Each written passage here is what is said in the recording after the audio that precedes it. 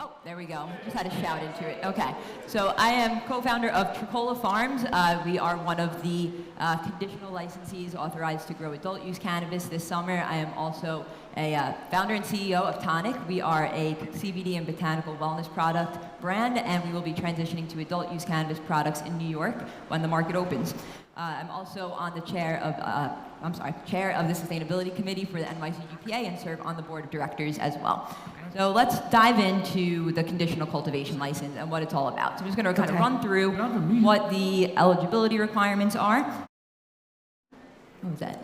Is that me? All right. So you've grown cannabinoid hemp for 2 of the last 4 years, have an active license as of December 31st, 2021, and have all the paperwork to back it up. The restrictions that conditional cultivation licenses have are you're limited to 1 acre of flowering canopy outdoors, 30,000 square foot combined outdoor and greenhouse. That's a 20,000 square foot greenhouse maximum, and then 25,000 square feet if you're just in a greenhouse. So what does flowering canopy mean? Because that is a very, very important question when you're trying to figure out what your cultivation plan is. So this is something that we've been going a little bit back and forth with the OCM about over the past few days to really nail down what does this mean and how can we ensure that farmers have the opportunity to farm responsibly and to farm sustainably and to actually get really high quality flower from these outdoor grows and high quality material without having to use a lot of sprays or chemical fertilizers, anything like that, right? So basically, I'm going to read this definition very carefully. This is very important, right? Flowering canopy is defined as an area to be calculated in square feet and measured using clearly identifiable boundaries of all areas that will contain flowering plants. That will contain flowering plants is a very important part of that. That specification means no stacked harvests with autoflowers, which can be a little bit challenging. That's a little bit of an insurance policy for outdoor growing and stacking those harvests because it's especially in New York where we got the cards stacked against us, right? So this is not just important for outdoor cultivators, though. It's going to be really important for indoor as well. When you're really understanding that definition of flowering canopy is going to be important when you're just planning out your cultivation plan and what your canopy limit is and how do you work within that in the way that is most efficient and is going to responsibly maximize yields, right? So the space between beds does not count in the calculation of flowering canopy, but you can't get silly with it, right? So beds need to be measured based on how much the plants will overhang, or basically the size of the plants at full maturity. So that means no touching leaves, no seas of green. You really need to have those clearly identifiable boundaries. So the other restrictions that's really important is that we're limited to 20 artificial lights. There's also efficiency standards on those lights of 1.9 micromoles per joule. What does that mean? I'm sure only a few people, maybe. Anybody know what that means? It doesn't really matter. You can just make sure that when you buy your lights, that it says that.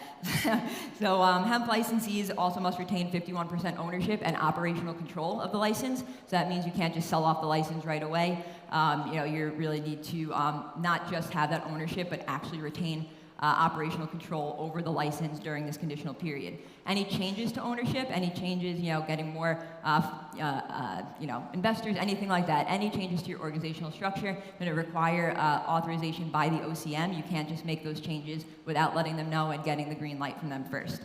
You also cannot have financial interest in any other cultivation license. You can't apply for a regular adult use cultivation, micro business, delivery, retail, on-site consumption license during this conditional period. You can apply for a processing and or a distribution license though.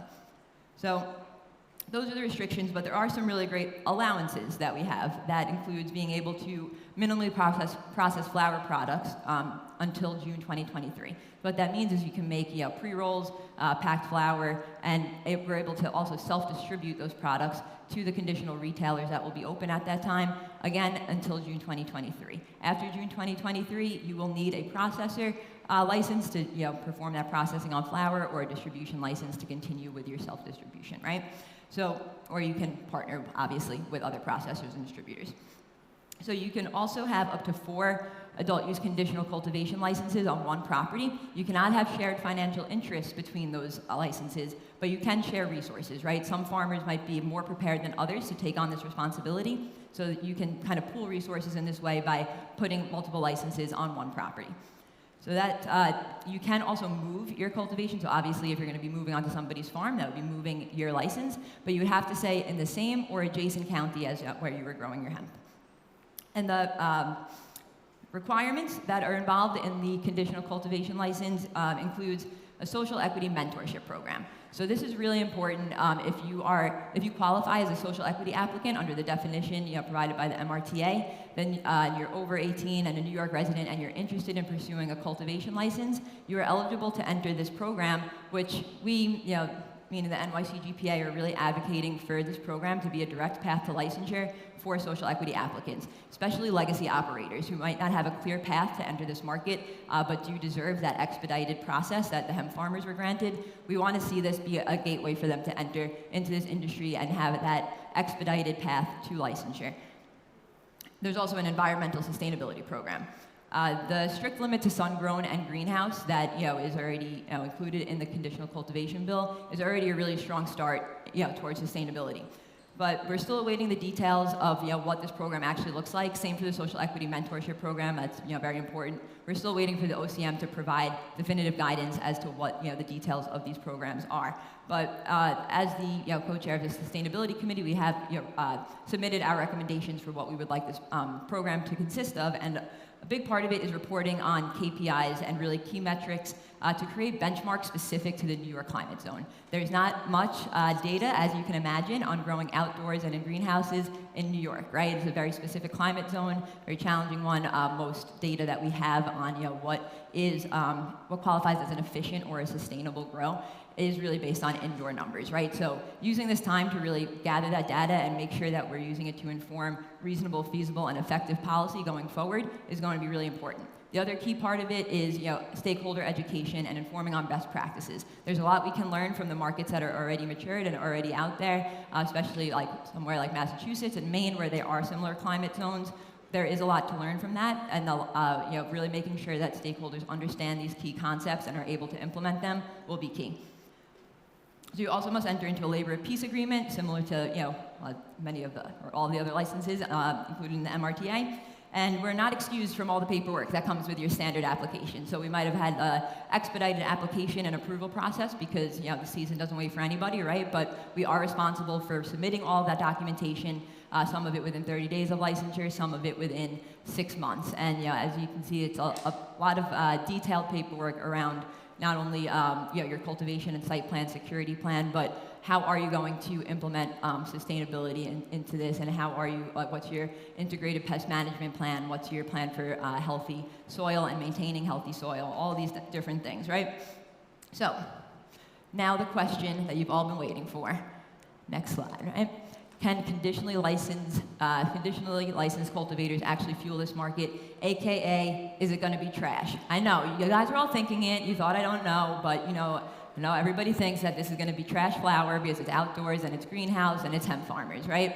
And hey, there's going to be a learning curve year one. It's been a very short prep time that we've had between finding out that we'd be eligible for this and actually getting it going. So, like anything else, it's going to take a little while for even the most experienced growers to be able to really dial it up to 100, right? Like there's always going to be a little learning curve the first season, but really it's very much dependent on when retail will actually be open, right? So we've been hearing a lot, it'll be open in the fall, right? That these conditional retail licenses will be open and the market will be open in the fall. And it's kind of like end of the year, and it's like, all right, if we're being a little bit realistic, like handful by the end of the year, but when we're talking about all 100, 150, like we're looking at 2023, beginning of 2023, ideally, but it might be February, March, where we get like the full, okay, all of these are now up and running and purchasing inventory and selling inventory. So think about the time between harvest and sales. If that dispensary doesn't open until February and the only material available is stuff that has been harvested in October, the most important thing there is going to be how is this material being stored, right? And that's going to be a key in not only like determining the quality of what's on the shelves, but the larger implications of that is what does this do for kind of these existing biases that already exist towards sun-grown flower, right? Because I think the connoisseurs out there understand the importance of a really robust terpene profile and how that is more valuable than a super high THC content. But there's a lot of people who shop with their eyes, right? And like they want to see that, that bud that they saw, on High Times and, all this weed porn that's out there on Instagram and everything, right? Like that. And, it's really a lot of education that needs to be done to really, develop more conscious consumers who are thinking about how this is grown, how it's cared for, and, what qualifies as good weed, right?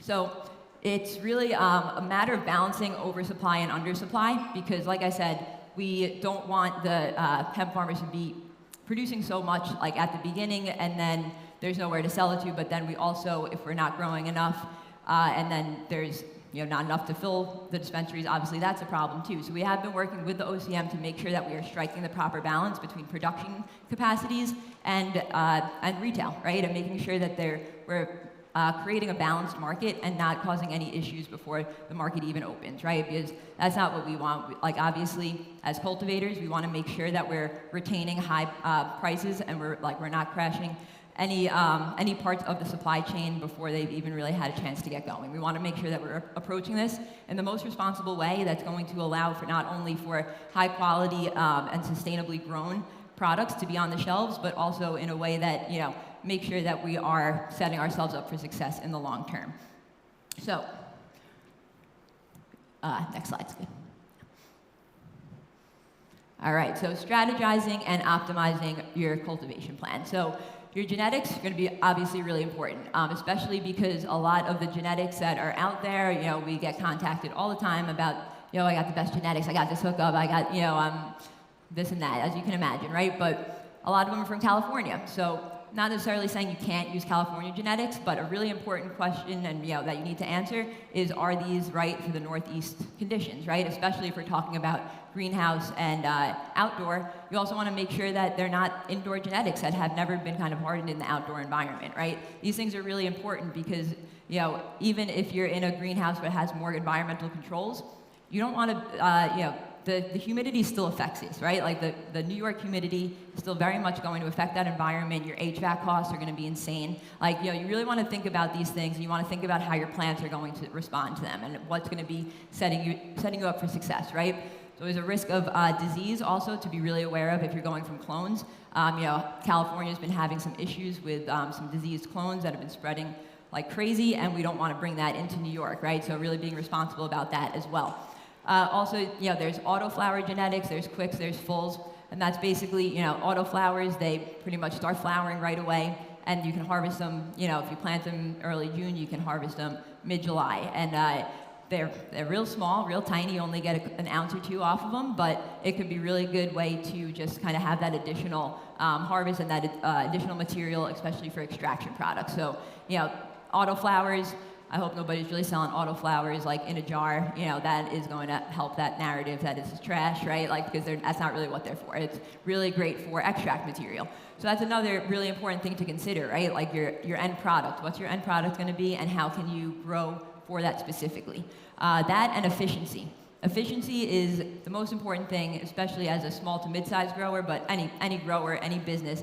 You want to be efficient. You want to make sure that you're keeping your costs low and your production high. But it's all about responsibly maximizing yield and efficiency. Like I said, you can pack plants in really tight. You can pack in more plants. Yeah, great. But if those plants are going to be suffering because of that, is that really the best way to go? So you really need to be thinking about what is the most responsible way to maximize this yield and to kind of mitigate risk in other areas. And a lot of that is going to come down to policy. If policy is kind of forcing growers to be like, well, shit, I got to get these more plants in here, or else I'm not going to be able to, cover my overhead. I'm not going to be able to get enough product out to market, especially outdoor and greenhouse with limited lights. It's one season, right? So we need to be able to have the proper space and the proper kind of structures in place, from the state to allow us to grow responsibly and to be able to continue to grow on that soil and keep the soil healthy.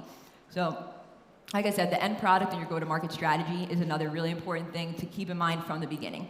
When you're creating your cultivation plan, when you're deciding what genetics to grow, how much to grow, anything like that, you should be thinking about what your end product is. Are you creating your own brand? Are you licensing out your flower to other brands, or entering licensing agreements like that, a co-packer, or are you just entering into supply agreements with processors, right, and just kind of supplying bulk material? All these different things are going to really make a difference in your long-term strategy and how you should really cultivate, because you need to really think about, okay, well, what is my end product? What is the cost? What's the cost going to be, or the price rather, in now, 2 years from now, and 2 years after that? Because we all seen what happened in mature markets. The prices go down, right? So you really want to make sure that you're setting yourself up to be protected even when that happens, right? It's not an if, it's a when. So really be prepared for that and understand what your overhead is versus what you're going to be getting, as the market matures.